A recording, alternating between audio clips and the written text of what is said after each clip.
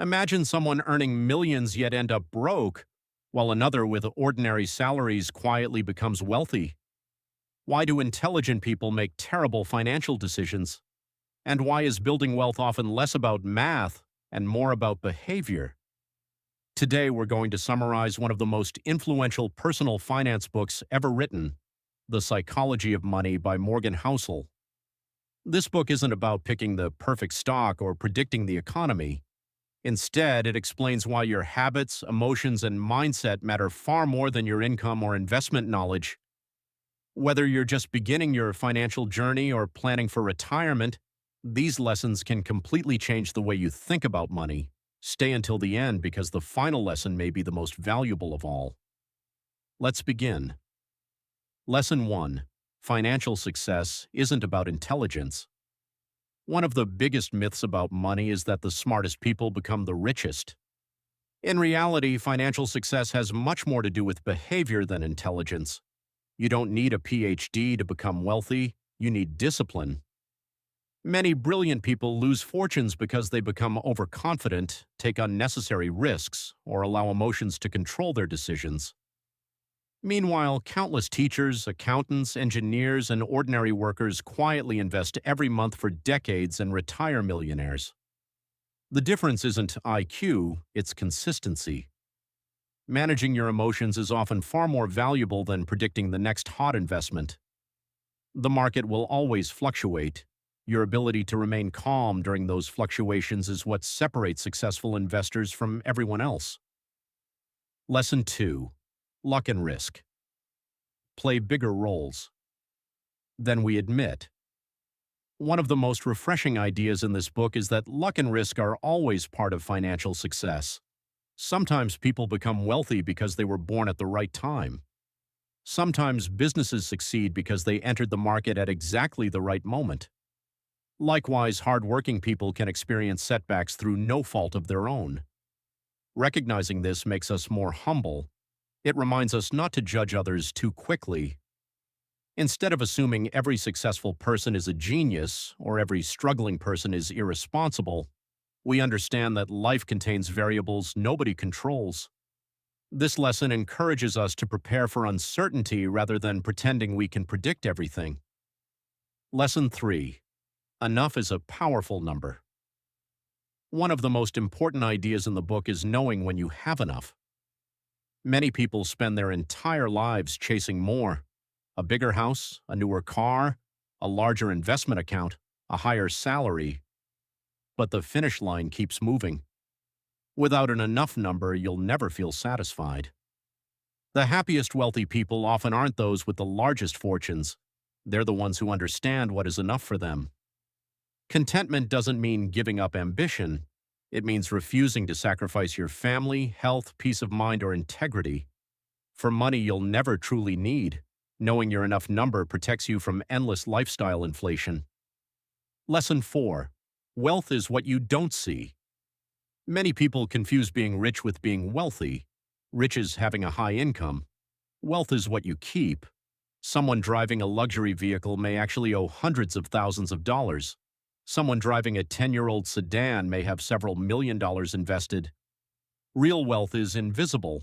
It's the money sitting in retirement accounts, the paid-off home, the emergency fund, the investments quietly growing in the background.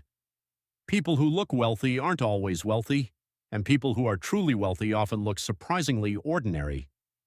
Remember this whenever you're tempted to compare yourself to others. Lesson 5. Saving is more powerful than showing off. Saving money isn't simply about earning more, it's about creating flexibility. Every dollar you save buys you freedom. Freedom to leave a stressful job, freedom to help your family, freedom to retire earlier, freedom to handle unexpected emergencies without panic. Many people spend every raise they receive. Others quietly increase their savings rate instead. Those small decisions compound over time. The goal isn't impressing strangers. The goal is building options for your future self. Lesson 6. Compounding is almost magical.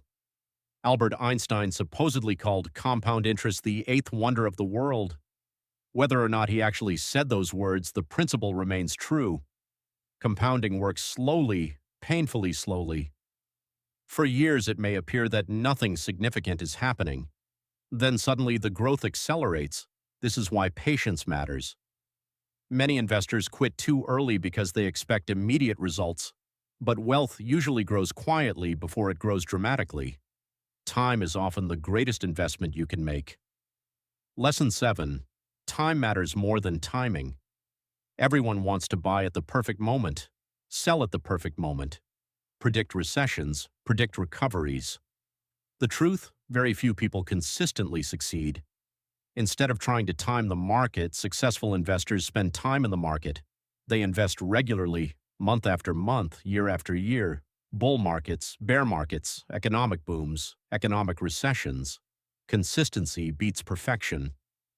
The investor who stays invested for 30 years usually outperforms the one constantly trying to predict tomorrow. Lesson 8. Money buys control over your time. Perhaps the greatest luxury money can provide isn't expensive possessions, it's control. Control over your schedule, control over your career, control over where you live, control over how you spend your days. Financial independence isn't about never working again, it's about having the freedom to choose. When you have enough savings and investments, you gain something priceless, the ability to say no, and sometimes that is worth far more than another paycheck. Lesson 9. Prepare for the unexpected. Life is unpredictable, jobs disappear, markets crash, unexpected medical bills arrive, family emergencies happen. The people who survive these difficult seasons aren't necessarily the highest earners, they're the best prepared.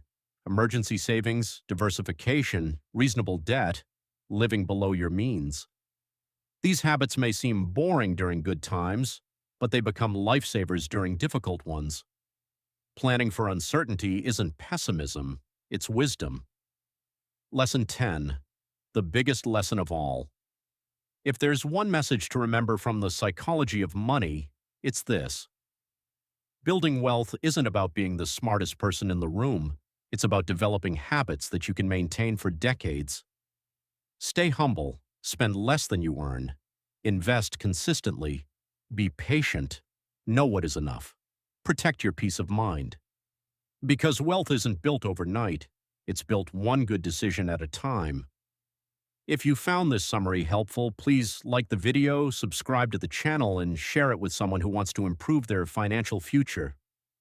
Thank you so much for watching, and remember, money is a tool.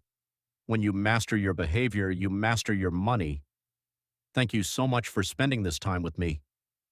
If you found value in today's video, please click the like button, subscribe to Finance with Chris, and share this video with someone who wants to build lasting wealth, not just look wealthy. And before you go, I'd like you to answer one question in the comments. Which lesson from the psychology of money challenged the way you think about money the most? I'd love to read your thoughts. Until next time, remember this. The stock market may build your wealth, but your behavior determines whether you get to keep it. Don't forget to like, comment, share the video, and subscribe to the channel.